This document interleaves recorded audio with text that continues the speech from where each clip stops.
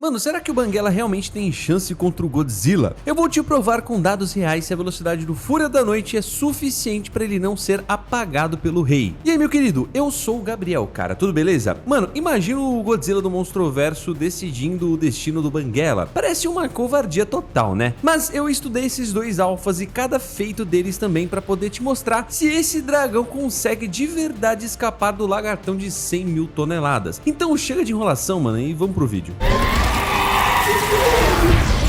Para começar, a gente precisa primeiro lembrar que esses dois combatentes são de universos diferentes. Então o primeiro passo para ser uma briga justa é jogar esses dois no mesmo mundo, beleza? E agora com isso ajustado, vamos para as apresentações dos personagens. Começando com o Godzilla. Ele não é só um bicho grande que sai destruindo prédios por aí, né? No universo dele, ele é o rei dos monstros. Existe toda uma hierarquia entre os kaijus, inclusive. E o Godzilla é o cara que está no topo, ele é o alfa, né? Isso significa que ele manda e os outros obedecem. Se ele der um grito pedindo submissão, os outros abaixam a cabeça e aceitam. E olha, o bicho é marrento, tá, mano? Ele sabe que é o mais forte e não aceita que ninguém questione a autoridade dele. É aí que o Banguela entra na história e o clima esquenta. Se você acompanhou a jornada deles, sabe que ele também se tornou um alfa entre os dragões. Ele não é um seguidor, né? Ele é um líder. Só que na cabeça do Godzilla, o mundo é pequeno demais pra ter dois reis. Eu sei que provavelmente o tamanho do Banguela deve ter sido o seu primeiro julgamento aqui. Mas, mano, vai com calma que mesmo que ele não seja um gigante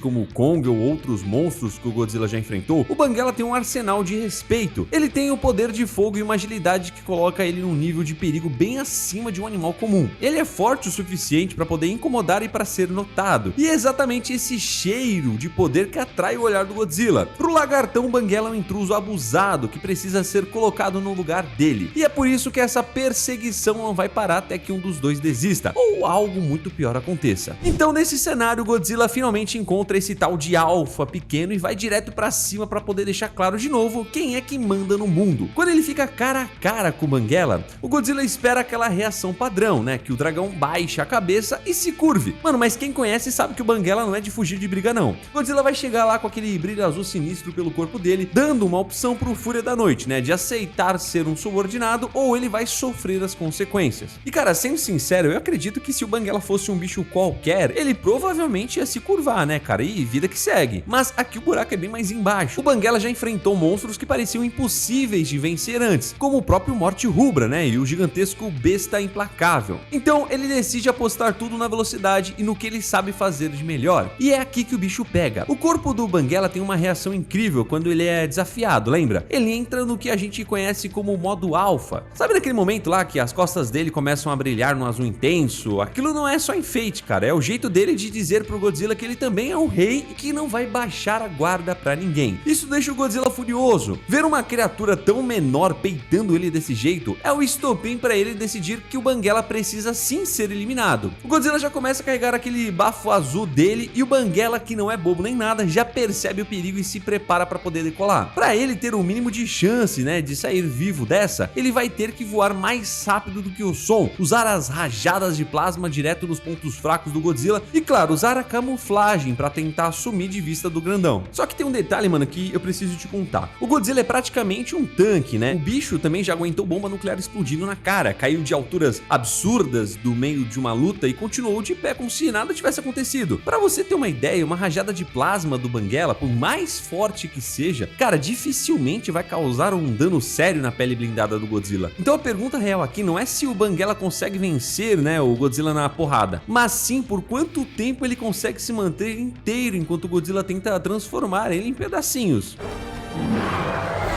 Como o Banguela vai passar a maior parte do tempo no ar, pode esquecer aquela briga de soco, mordida que a gente costuma ver nos filmes do Godzilla. O combate corpo a corpo aqui é praticamente nulo, né? Não existe. O que eu vou te mostrar agora é uma disputa de puro poder de fogo. Só que isso, mano, vai criar um problemão pro Godzilla e eu vou te explicar o porquê. Mano, imagina como é difícil acertar com precisão um alvo minúsculo usando um jato de energia, que é basicamente uma linha reta. É como se você tentasse acertar uma mosca que voa na velocidade do som usando uma mangueira de jardim de muito longe. É quase impossível, né, cara? O Banguela é um bicho inteligente pra caramba e ele percebe logo de cara que se aquele raio azul encostar nele, ele vira churrasco, né? Então ele sabe que distância é o segredo pra poder continuar vivo. Quanto mais perto ele chega do Godzilla, maiores são as chances do grandão acertar o golpe nele. Por isso o Banguela começa a usar aquele tipo de tática que é a especialidade dele, o ataque em mergulho. Ele sobe o máximo que consegue e depois desce que nem um foguete com tudo e solta aquela rajada de plasma sobrecarregada no último segundo. Se ele for preciso e conseguir mirar nos lugares certos, como nas próprias, sei lá, brânquias do Godzilla, que é uma das partes mais sensíveis do corpo do bicho, ele consegue bem provavelmente fazer o lagartão começar a repensar a estratégia. O Godzilla começa a gastar uma energia absurda tentando atingir um alvo móvel que ele mal consegue acompanhar com os olhos. E talvez você esteja até se perguntando: ah, Gabriel, mas o Banguela não usaria a camuflagem dele, né? Cara, sinceramente, eu acho que não. Primeiro porque ele é tão rápido que já é quase intocável, né? E segundo porque ficar invisível gasta uma energia que ele vai precisar para poder continuar atacando. O Godzilla nessa situação toda, como você já deve estar imaginando, ele já deve estar possesso de raiva. O bicho não tem paciência para quem fica cozinhando a luta desse jeito. Mas mano, tem uma coisa que o Godzilla percebeu, cara, e depois de levar vários desses ataques seguidos, o Fúria da Noite deu uma recuada e ele sumiu de vista por uns instantes. Agora você deve estar se perguntando, cara, por que o Banguela deu essa recuada estratégica? Bom, eu vou te explicar. Diferente do Godzilla, que parece ter uma fonte de energia quase infinita dentro do peito dele, o Banguela tem um limite de disparos, né? No guia oficial dos dragões, dizem que um Fúria da Noite comum só consegue dar uns 6 tiros antes de ter que recarregar de novo. Mas o Banguela não é qualquer dragão, né? Quando ele entra naquele modo alfa, a capacidade dele provavelmente deve aumentar bastante, chegando a disparar talvez umas 15 rajadas seguidas. Só que mesmo sendo um alfa, o corpo dele esquenta e ele precisa sim de um tempo para poder resfriar os motores, sabe? E produzir mais daquela mistura química que vira o plasma que ele dispara. Então não, cara, ele não fugiu. Só que tem um problema. O Godzilla não é um tipo de monstro que fica lá parado esperando o cara voltar pro segundo round. Ele é um caçador, né, cara? No universo do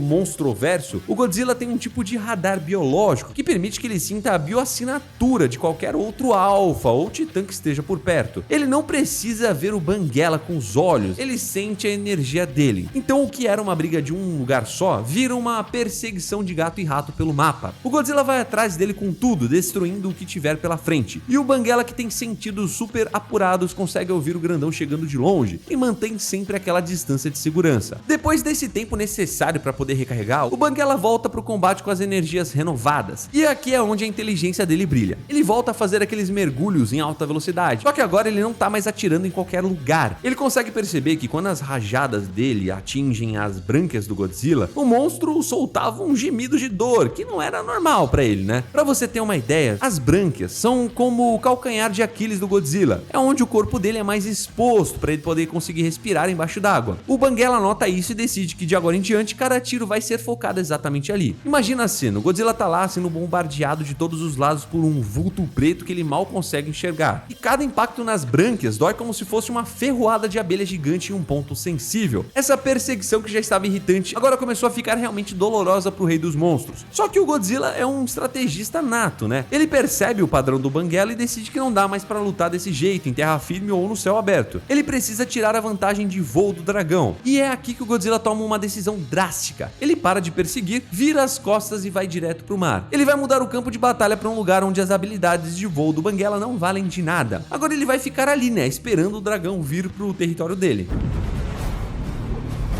Mano, e se você viu o Godzilla enfrentando outros monstros que voam, tipo o próprio Ghidorah, você sabe que ele adora levar a briga pro oceano. E tem um motivo técnico pra isso, né? No chão, o Godzilla fica preso ao terreno, enquanto o bicho voador pode atacar de qualquer ângulo lá de cima. É uma desvantagem justa. No mar, a coisa muda de figura. Então mesmo que o dragão continue tendo toda aquela velocidade e liberdade do mundo na superfície, qualquer erro bobo de voar baixo demais significa o fim da linha. Debaixo d'água, o Godzilla tem o que eu chamo de liberdade total de movimento. O plano do Godzilla é simples. Ele deixa o Banguela encontrar ele sabendo que o dragão está com sangue nos olhos para poder acertar as brânquias de novo. Só que o Godzilla preparou uma armadilha. Ele fica com parte do corpo para fora, dando aquele gostinho pro Banguela vir mergulhando. Quando o Fúria da Noite começa o ataque em mergulho e chega naquele ponto crítico, o Godzilla nada para cima, contudo dispara um sopro atômico, criando uma explosão de água tão gigantesca que funciona como uma parede. O Banguela se vê no meio de uma onda colossal feita para poder puxar ele direto para as profundezas. O dragão, que é esperto, até consegue desviar dessa primeira vez, mas o susto já serviu para ele ficar mais esperto. Só que o Godzilla não para por aí. Ele começa a nadar perto da superfície, deixando as dorsais expostas perto das brânquias, quase como se estivesse pedindo para ele atingir. É a isca perfeita. No momento em que o Banguela se aproxima para poder dar o tiro final, o Godzilla levanta aquela cauda pesadíssima, carregando toneladas de água com ele. O impacto da água cria uma turbulência que desorienta o Banguela e tira toda a velocidade dele. Ele fica lento por um segundo e é o que o Godzilla precisava para quase fritar ele com um jato atômico. O tiro passa raspando, mas agora o Banguela cometeu o erro fatal. Ele caiu na água. Muita gente esquece, mas o Banguela até sabe nadar, ele é bom nisso, tá? Só que tem um detalhe, a resistência da água é muito maior do que a do ar. Aquela velocidade de jato que ele tem no céu cai drasticamente. Ele vira um alvo muito fácil. O Godzilla vira pra ele e começa a carregar o sopro atômico de novo. O Banguela até tenta distrair o grandão com um tiro de plasma debaixo d'água. Sim, cara, ele até consegue fazer isso. Pra tentar ganhar um tempo, né, e decolar. Ele chega até a sair da água e começa a bater as asas como um doido pra tentar fugir. Mas a decolagem a partir da água é lenta demais. Infelizmente pro nosso Fúria da Noite, o Godzilla não erra duas vezes de perto, né, mano? O feixe atômico atinge o dragão em cheio antes dele conseguir ganhar altitude. O Godzilla só escolheu o lugar onde ele tinha 100% de certeza que ia ganhar. Mas a real é, essa luta chegaria nesse ponto? Provavelmente não, mano. Mas é isso, mano. Eu vou ficando por aqui, então já deixa o like e se inscreve no canal. Fique com Deus, um abraço a nós. Tchau.